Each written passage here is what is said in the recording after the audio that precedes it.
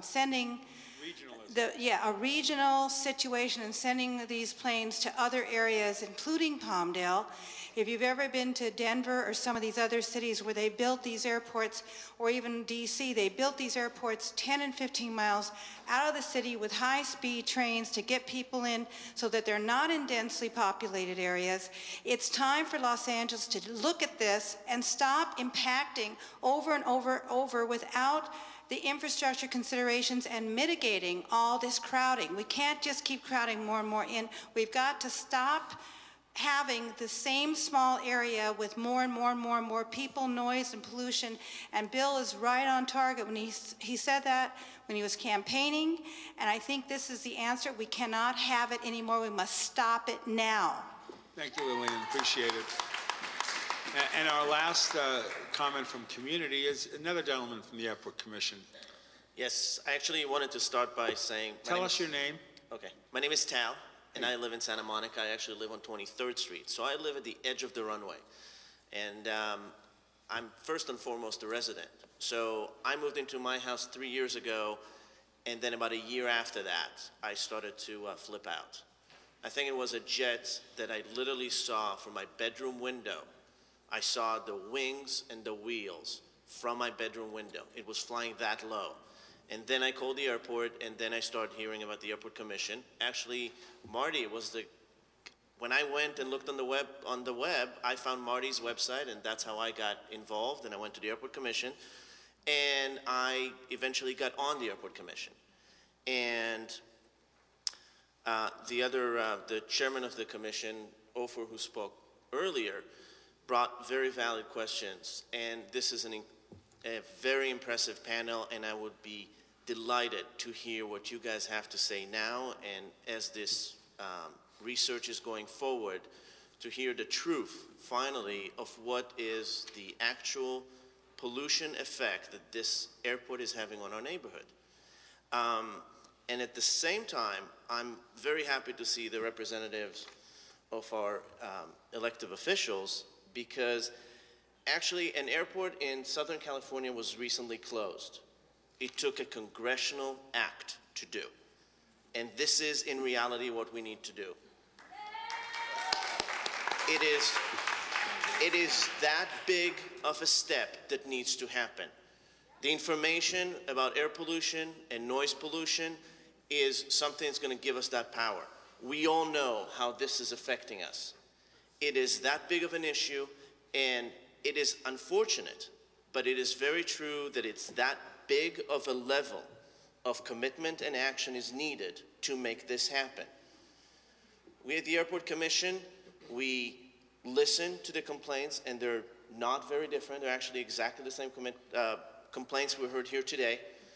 And there are regulations to the airport, noise regulations, curfew regulations. They're getting broken. There are fines, there are warnings, there is education. I invite every single one of you to come to those Airport Commission meetings and hear that in detail. Which airplane went wrong and how much money they had to pay for that mistake. So those issues are being addressed, but it's a much bigger issue, and it needs to be answered in a much bigger level.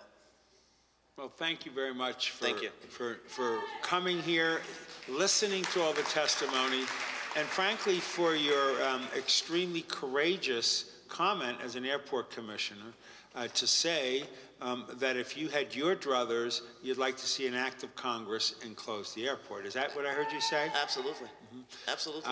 I might say when I was a candidate for city council, they went on the website, some folks who have the jets who live in Brentwood and the Palisades, and they weren't very happy with me and didn't support me in this race because, frankly, this airport might have made sense 50 years ago when we were orange groves and bean fields, but not with the sophisticated reality of the jets and the incredible density of the population in a beautiful area close to the ocean. But actually, your leadership is very important. This airport made absolute sense when it was built, which it was to send the P-51 airplanes from the factory to the Pacific Ocean.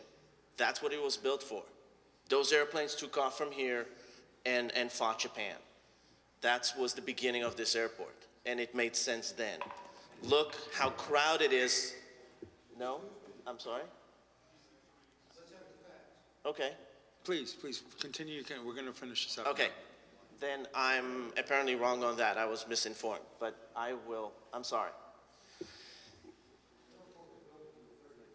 In the 30s. Was it used during World War II for that? Okay.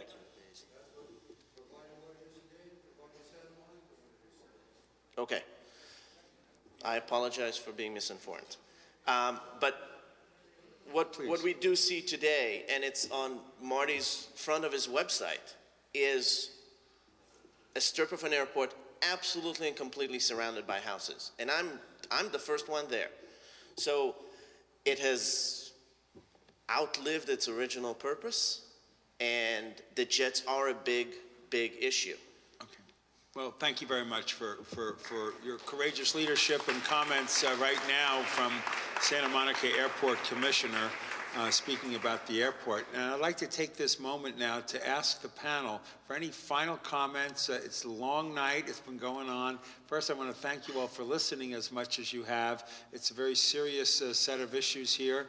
I believe that it is a federal government leadership role, and we have 3 congressional offices that are sensitive to this. We have 2 county supervisors with strength here in the room, Zev Yaroslavsky and Yvonne Brathwaite Burke, and we have State Assembly and State Senate leadership here in the room, and we obviously have the City of Santa Monica with its commission here, and the City of Los Angeles with my presence. So if I could just start at the far end with you, Mike, and then go to Susan, Bill, Sarah, Paul, and Lou, and then Jean, a comment or two at the very end now of this program. And then, of course, Marty Rubin will go, and then he'll turn it back to me. So go ahead. You're on, Michael. Well, I think that there are things that we can do in the here and now, and one of them is to make sure that the City of Santa Monica enforces the law as it's specified in the 1984 agreement.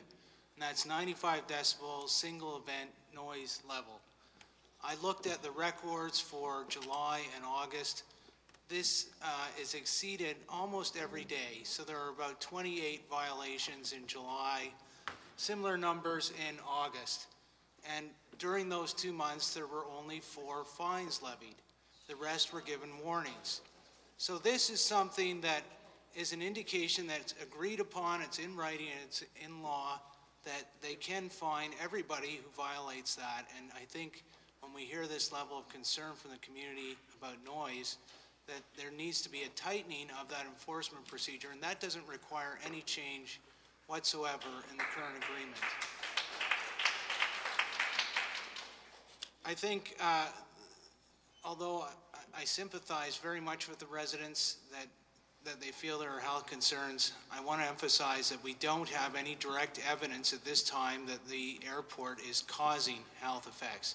We have indirect evidence that levels of exposure to noise and air pollution, and indeed their interaction, have the potential of generating air or health effects, but we don't have direct evidence from this airport.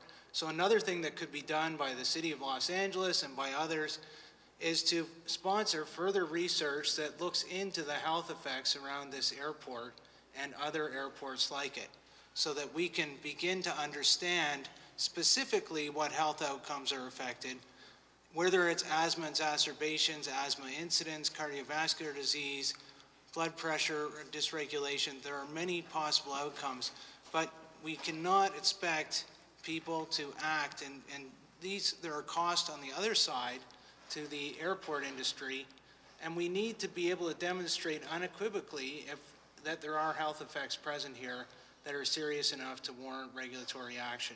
So if there's something else that we need to do in the short term, it's to spend more time and money examining these effects and doing it fairly quickly around these airports. Michael, what I'd like you to do with that is get with the county folks, because health and welfare is the county. And they're committed to that, and we have representatives from 2 supervisors, and so compare notes with them and move closely with them, and I'll obviously work with you with that, but the health and welfare is a county commitment, and they're here in the room because of that reality. So let's see what kind of a study we can do that can complement the AQMD, which will also be doing the air quality issue. Thank